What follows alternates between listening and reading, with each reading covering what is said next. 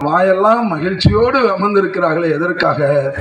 இது கலைஞரின் ஆட்சி, அண்ணாவின் ஆட்சி, தளபதியினுடைய ஆட்சி என்பது இந்த மக்களுக்கு என்ன தேவை, ஒவ்வொரு நிலவாசப்படியிலே உள்ளே இருக்கிற மக்களுக்கு என்ன தேவை என்பது இந்தியாவிலே இல்ல உலகத்திலே சிந்தித்த ஒரு ஆட்சி உண்டென்றால் அது திமுக ஆட்சி தான்.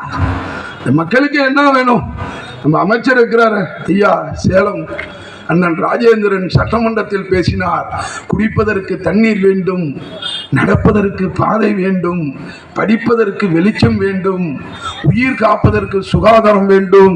இது கிடைக்கும் வரை பணமரத்தைப்பட்டி ராஜேந்திரன் ஓயமாட்டான் என்று தமிழ்நாடு சட்டமன்றத்தில் சபதம் எடுத்த ஒரு மனித நேயர்தான் இந்த மண்ணின் மைந்தர், இந்த மாவட்ட அமைச்சர் அண்ணன் சேலம் ராஜேந்திரன் என்று சொன்னால் நீங்கள் எண்ணி பார்க்க வேண்டும். தமிழ்நாட்டு இளைஞருக்கு வேலை வேண்டும் என்று இந்த குள்ளமான உருவம், ஆனால் நான்கடி இமயம் என்று அண்ணாவை ஒரு கவிஞன் சொன்னானே, அந்த அண்ணா பாராளுமன்றத்தில் நேரம் அந்த பாராளுமன்றத்தில் இந்தியாவின் first prime minister Jawaharlal Nehru அந்த பாராளுமன்றத்தில் தமிழ்நாடு தமிழருக்கே என்று குரல் கொடுத்தார்.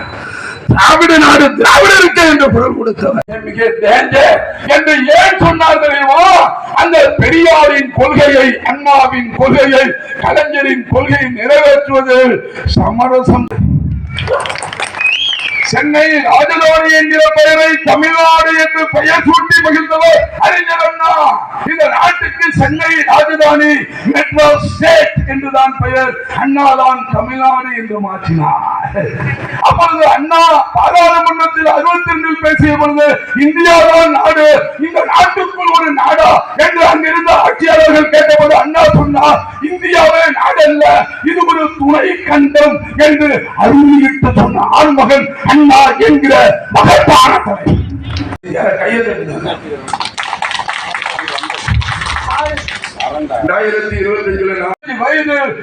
சிங்கம் போல் அமர்ந்திருக்கிறாரே, அவர் என்ன இனி மேயர் ஆக போறார் அண்ணன் ராமச்சந்திரனை போல?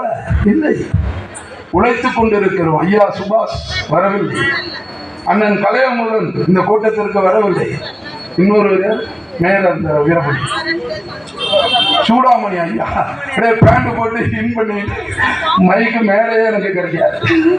ஒரு முறை கூட்டத்தில் சாசுவலாம் இருக்கிறோம், ஒரு 5 வருஷம் இருக்கும். ஆளுநர் மேடையை பார்த்தீங்கன்னா ஒரு கரிகால் புரவலக்கம், ஒரு ராஜராஜ சோழன், தமிழ் தென்று திருவிக்க, பன்மொழி புலவர் அப்பாதுரையார், கலைஞர், நாவுக்கரசர், நாஞ்சிலார், இப்படி சொல்லின் செல்வர் ஈவிகே சம்பந்தமா உட்கார்ந்து அப்படி இருக்கும். அப்படி இருந்துச்சு அந்த மேடை. அது ஒரு கண்கொள்ளா காட்சி. சத்துணவு, முட்டையோட சத்துணவு நம்ம தான் கொடுத்தோமா? முட்டையோட கொடுத்தோம், அதெல்லாம் பழசா போயிடுச்சு. நம்ம டிவி கொடுத்தோம், 1 ரூபாய்க்கு அரிசி கொடுத்தோம். நான் நிக்கிறேனே 9 புள்ள, நான் மட்டும்தான் BA படித்து முடித்தான். அப்பதான் கலைஞர் அறிவித்தார், முதல் பட்டதாரிக்கு அவன் BE MBBS வக்கீலுக்கு படித்தால் 5 மதிப்பெண் இலவசம் என்று கலைஞர் அறிவித்தார். 89 முதலமைச்சரானார், சொன்னதை செய்தார். ஆடுதுறை உத்தராபதி சட்டக்கல்லூரி நுழைவுத் தேர்வில் இடம்பெற்றிருக்கிறது என்று சொன்னார். இது என் தாய் தலைவன் கலைஞர் போட்ட பிச்சை. நான் சூலமங்கலத்தில் ஆடுதுறை உத்தராபதி வழக்கறிஞர் பேசுவார் என்று அண்ணன் பள்ளியப்பன் அறிவித்தாரே, தமிழரசன் அறிவித்தாரே.